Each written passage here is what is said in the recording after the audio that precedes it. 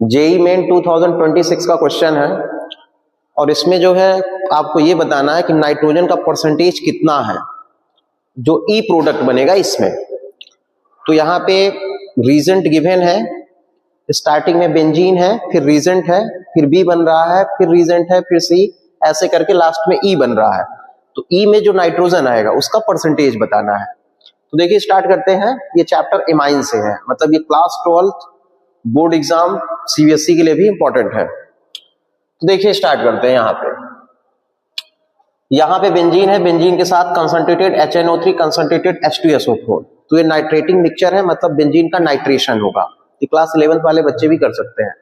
तो नाइट्रेशन होगा तो देखिए क्या हो जाएगा, बेंजीन की रिएक्शन यदि हम कंसंट्रेटेड HNO3 एंड क्या H2SO4 के साथ कराते हैं तो क्या बनता है, नाइट्रोबेंजीन। मतलब यहाँ NO2 ग्रुप ऐड होता है, इलेक्ट्रोफिलिक सब्स्टिट्यूशन होता है और NO2 ग्रुप अटैच होगा और H2O बाहर हो जाएगा। तो यहाँ बन जाएगा क्या, नाइट्रोबेंजीन।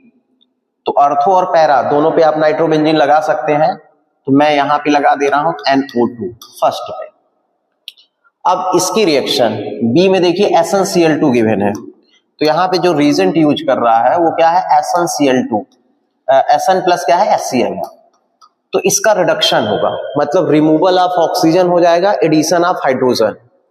तो removal of oxygen and addition of hydrogen के केस में यहाँ क्या बन जाएगा, देखिए ध्यान से, यहाँ से ऑक्सीजन रिमूव हो गया, उसके प्लेस पे आ गया हाइड्रोजन। तो यहाँ पे हुआ रिडक्शन और ये प्रिपरेशन मेथड ऑफ एनिलीन है, मतलब एमाइन है। तो ये बना। अब ये क्या हो गया, ये हो गया आपका ए और ये हो गया बी। अब इसकी रिएक्शन किसके साथ कराना है, देखिए एसिटिक एनहाइड्राइड गिवन है, मतलब इसकी रिएक्शन एसिटिक एनहाइड्राइड, जिसको हम लोग राइट कर सकते हैं OCOCH3 COCH3, मतलब COCH3 whole twice O। Acetic anhydride है तो यहाँ पे क्या हो जाएगा, एस्टाइलेशन हो जाएगा। मतलब यहां से बॉन्ड ब्रेक करिए चाहे यहां से करिए, एक H को रिप्लेस करेगा। तो यहाँ पे इस रिएक्शन का नाम है एसिटाइलेशन, मतलब एडिशन ऑफ CH3CO ग्रुप। तो यहाँ पे क्या बन जाएगा, देखिए CH3CO और एक H बाहर हो जाएगा और बचेगा क्या यहाँ पे, तो यहाँ पे क्या बचेगा, NH, एक H निकल गया, उसके प्लेस पे क्या आ जाएगा, CH3CO group. Addition of CH3CO मतलब एस्टाइलेशन हो गया। तो ये क्या हो गया, C हो गया।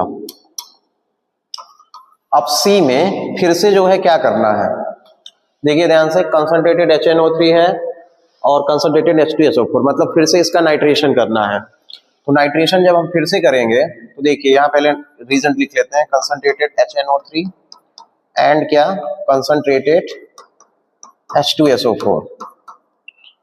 तो जब हम इसका फिर से जो है नाइट्रेशन करेंगे तो यहाँ पे पैरा पोजीशन पे क्या जुड़ जाएगा, NO2।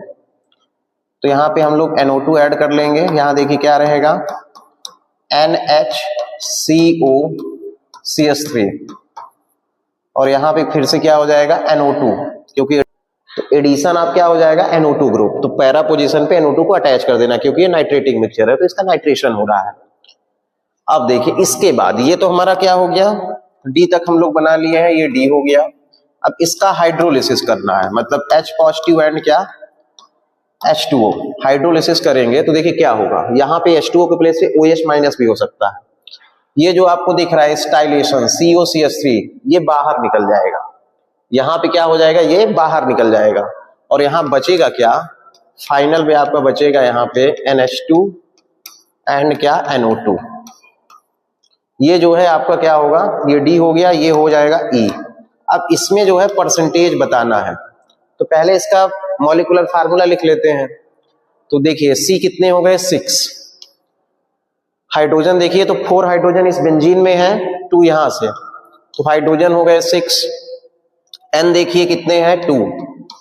ऑक्सीजन देखिए कितना है, O2।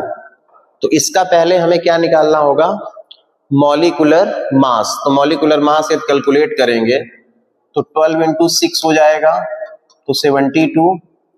हाइड्रोजन कितना है, यहाँ पे 1 इंटू 6 मतलब 6, फिर नाइट्रोजन कितना है 2 इंटू 14 तो 28, ऑक्सीजन कितना है 2 इंटू कितना 16 तो 32। टोटल जब हम सम करेंगे तो 26888 कितना हो गया 16 और 2 कितना, देखिए 8 हो गया, 8 8 16 2 18 तो 8 आ गया, मतलब 18 हुआ तो 8 लिखे आपने, 7 2 9 9 3 12 12 1 13। तो देखिए मॉलिक्यूलर मास कितना आ गया 138। तो परसेंटेज ऑफ नाइट्रोजन जो है हम कैसे निकालते हैं, आपने ये पढ़ा होगा छोटी क्लासों में भी कि परसेंटेज ऑफ नाइट्रोजन जो है हम लोग कैसे जो है करते हैं। तो देखिए यहां पे निकाल दे रहे हैं, तो हम लोग क्या लिखेंगे, नाइट्रोजन का परसेंटेज इक्वल टू जितने नंबर ऑफ एटम है उसका मॉलिक्यूलर मास, तो N2 है तो N का होता है कितना 14, तो 2 का कितना हो जाएगा 28 अपान, यहां पे लिखेंगे 138 इंटू कितना करेंगे 100। तो जब इसको हम कैलकुलेट करेंगे तो 20.28 परसेंटेज होगा। तो करेक्ट आंसर क्या होगा 20.28 परसेंटेज।